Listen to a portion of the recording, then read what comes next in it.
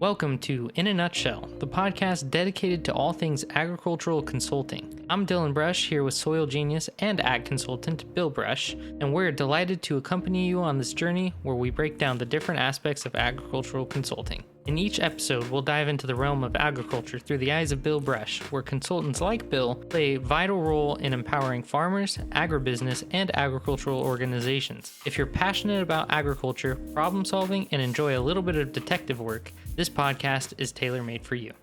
Hello again. Today I want to start to talk. It's going to be a whole new series of podcasts. This is going to be number one in a series, and it's to hit a lot of people that may not feel like I'm speaking to them when I'm talking about crops and growing crops, and talking more about just what we want to call agriculture, where we are basically growing bigger plots of land and making our money and our net profit from per acre and cost effectiveness and all that. There's a whole number of people, and it's a large volume, that like to garden. And gardening can be many, many facets. It can be anything from just your lawn and your plants around them to a full vegetable garden. And it's interesting, one of the things that I started and got into soil fertility, and one of the things that really interested me was I believed, and I think time has bared it out, that the quality of our food has gotten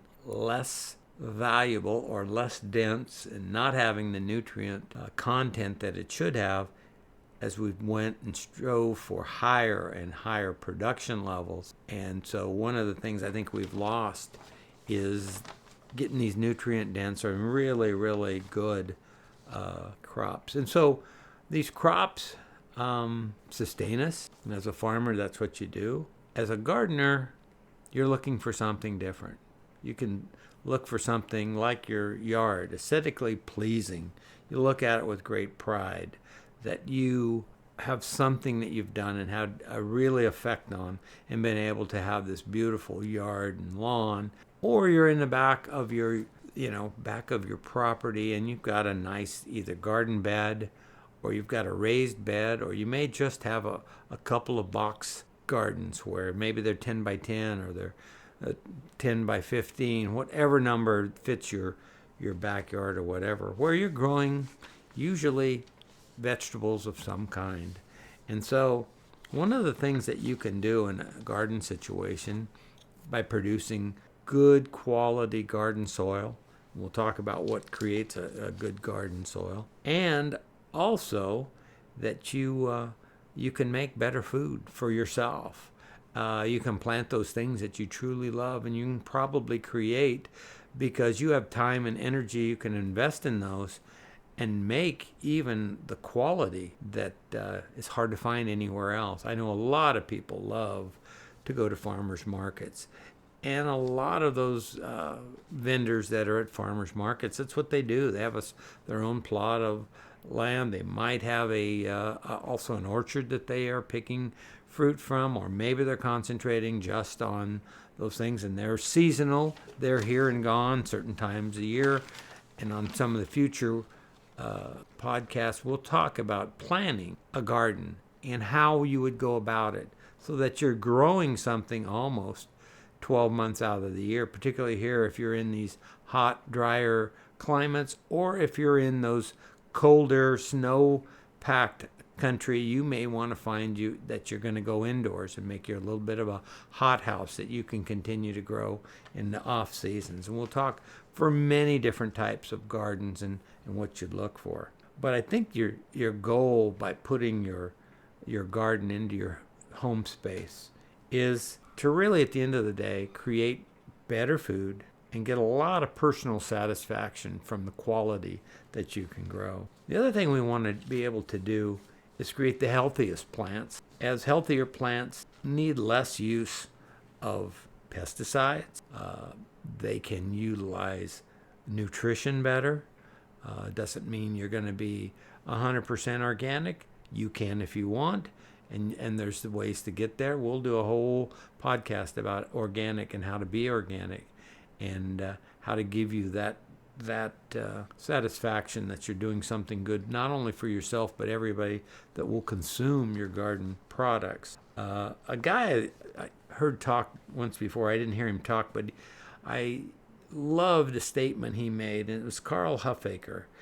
And what he said in the statement, he says, when we kill off all the natural enemies of a pest, we inherit their work. And this is part of the problem with commercial agriculture. If we're not careful, we're so worried about getting to the pest that we have a lot of natural predators that don't hurt our crop, but reduce the amount of the pests that we're concerned about. And so there are times in commercial agriculture, because of a lot of different reasons, there is the necessity of some type of pesticide, but we can do less frequently, and we can also do softer pesticides if we can get our predators up where they do a lot of, as Carl Huffaker said, do the work instead of us having to do all the work. And so it was one of my things that I wanted to do when I started into consulting, was to make better quality food through getting soils balanced, getting the proper amounts of nutrition in the proper volume, and then being able to make the healthiest plants. Because everything in nature, the healthier the plant, the healthier the livestock, the healthier the human, the less they need to do of anything else. I mean, they get by better. They survive drought. They survive stress in people. All of these things are better when we're healthier. And the healthier we can make food, the better it's going to be for not only livestock, but also for people. So the first thing you want to think about, not many people do, is what are my inputs to my garden, okay? A lot of people say, it's a garden and we want to build up organic matter, so we're going to throw a bunch of compost into it and work it in, and that's going to answer a lot of our problem. And yet, the many, many times I've asked people, well, what was in the compost? I don't know. It's compost. It's good stuff. Well, the problem with that is, without analysis, you don't know if you're putting on something that's going to be beneficial or something that could be even detrimental. And most people don't feel that compost would be detrimental in any way. It would be adding organic matter. Well, at that point, if it's not made correctly, you are adding carbon material. But compost, it is not. A good compost will have the proper amount of carbon for the right amount of nitrogen. Why do you need those? Carbon and nitrogen in ratios to make it the best compost. Because that's what the microbiology will want. It needs nitrogen to break down that carbon material. So if you have too much carbon and not enough nitrogen, it's going to seek out and starve everything around it to get enough nitrogen to break down the carbon you apply. If you have too much nitrogen and not enough carbon, it's going to break down everything in sight that's got carbon in it. And a lot of time you can lower your soil humus content. That stabilized carbon material that you worked at to build in your soil, you can easily damage by putting a high nitrogen, low carbon compost. And how do you know? Well, you seek or you ask for, what is the test? We need to know what's actually in that. Now, if you're buying it through a small garden situation, you're buying a bag, look at the bag. The bag has an analysis, and these analyses are important because on that will tell you the nutrient content. It'll tell you how much nitrogen it is. You can then figure out how much carbon is there, and we will do a lot of calculations in a future podcast on that. But I'm getting you ready for an introduction to the things that you may currently not be doing that are going to help you long term. The next thing is, if I know what's in my compost, how much should I apply? Well, if I don't have a soil sample, or I don't have some indication of the nutrients, meaning carbon, magnesium, potassium, sodium, phosphate, how much soil humus I may have built up, what's my exchange capacity, how much clay do I have in the soil, or lack of clay. If I'm super sandy, I probably am going to get benefited by a lot of carbon materials so that I've got another place to store nutrients and feed my garden. All of these things are important. We'll have another whole podcast on irrigation of your garden plot and when to know when is it enough. and when it's too much. I tell people all the time when they say, well, what's wrong with my garden? It's all yellow. I said, well, it could be too much water or it may not be enough, because they look identical, because the plant can't transpire correctly, so it looks the same whether it's too much water or not enough. And so, again, we'll talk about a whole podcast about irrigation and how to irrigate your garden properly. The other thing you'll see a lot in commercial agriculture is everything is by the acre. Well, most people in their garden, they don't have an acre. They have less than an acre. Now, if you've got an acre or larger, you can use the same calculations that most people will do, and say you're going to put on a soil amendment at 2,000 pounds per acre. Okay, if you got an acre, that's pretty easy. You've got a ton, you broadcast it evenly throughout there, and you've done your soil amending.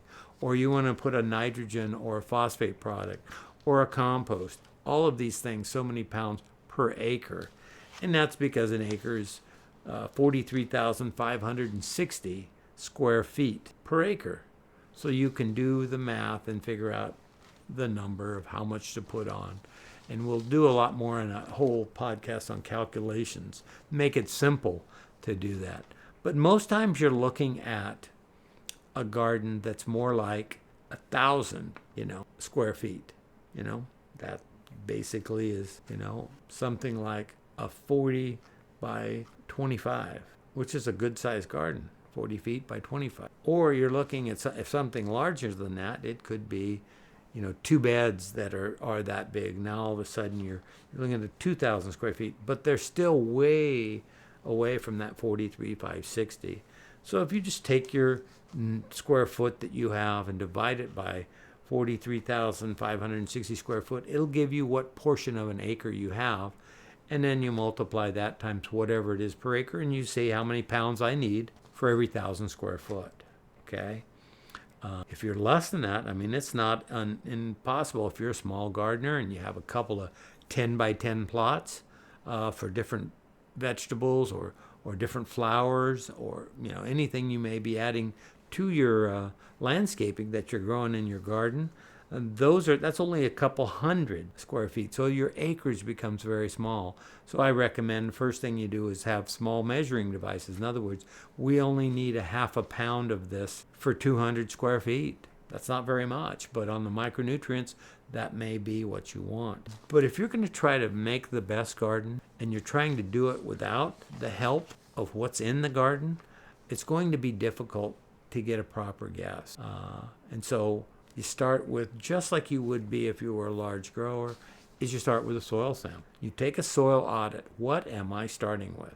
You may have been farming this garden and producing on it for 10 years, but you are doing it kind of by the seat of your pants because you're really not sure what you need to add to make it the most productive.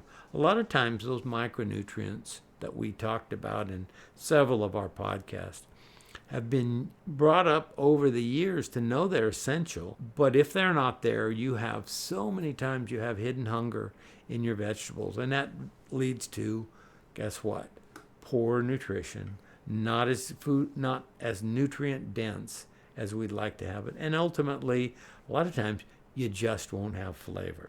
Also, if you're putting on a lot of nitrate nitrogen onto reproductive plants, you won't be near as successful as if you're applying, ammonium-based nitrogen. You need to know the ins and outs of them. So we go through our garden series, we'll talk about the different nutrients and how they would best be applied and at what time of year and where they will be most valuable.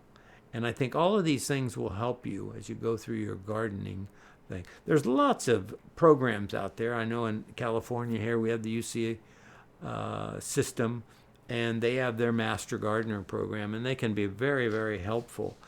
But I want to give you a little extra something to make it even better, and that's a soil program and a way to build up your soil to make it the most rich, most nutrient dense, so that it can supply those nutrients to your whatever you're growing, vegetables, flowers, shrubs, all of those. And if you don't know what's there, I don't know how you would be able to actually correct them if you don't know where you are. So we make, like I say, a soil audit. My mentor, one of my mentors, Neil Kinsey, told me when he first started his consulting business many years ago, one of the things he did, if a farmer signed up with him, he would do the analysis on their field and charge them a fee for that. But he would give them a free garden sample. And sometimes, the person that was growing the garden got more excited in a lot of cases than the farmer, because they were doing things in their garden that they had never thought about before. And they were feeding their family with these vegetables that came out of there. And so a lot of pride, again, like I said, and a lot of personal satisfaction that can be done with gardening. A lot of people just like to get in the soil and work with that soil, because it has the opportunity to return you many times more in terms of enjoyment. It's a good hobby to have. Get you out of the house, get you in the sunshine, get your hands down into that soil and tilling and working it, and then seeing what you can grow, and maybe seeing where you were at one point and now where I've been able to come to, and where I've been able to take my garden to, and be able to impress my family and friends and let them share in the benefits of the things that I'm able to do with my garden. We're looking at a lot of times where I want you to be able to go to your local hardware store, the Home Depot, the Lowe's, or the local hardware store in smaller towns, and see what they have in the way of soil amendments. A lot of people call them garden soils. What's in them? Is it what I need? And I'm adding it to a light sand or a heavy clay. These aren't given recommendations on how much you should apply. They give you some guidelines, but you can get specific. And the closer you get to the models that I've prescribed in my previous podcast, the better you're going to do. Dr. William Albrecht really is the one that created this entire soil program that I adhere to and follow. Over the years, the way he found out was try many, many tests, and the test of the best versus the test of the very good, to the test of the not as good, to those that were failing. And he found the distinct differences.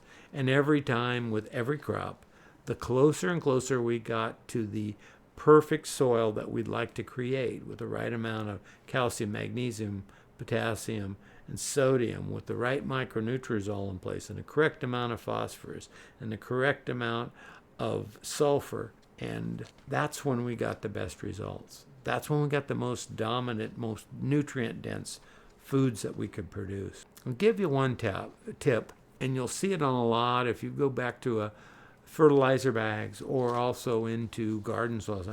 Look for sulfur. Many, many times you'll see it's not on there because it's not added. It's not looked at as essential. But anything that you want storability on, and this is a great tip for you, so listen closely. Anything you want storability that lasts longer, it doesn't immediately start to deteriorate, is going to be benefited by sulfur, because sulfur will work and make you what we call complex carbohydrate. What's that mean? Is those sugars that it's making, the natural sugars, are more complex, which means they're harder to break down.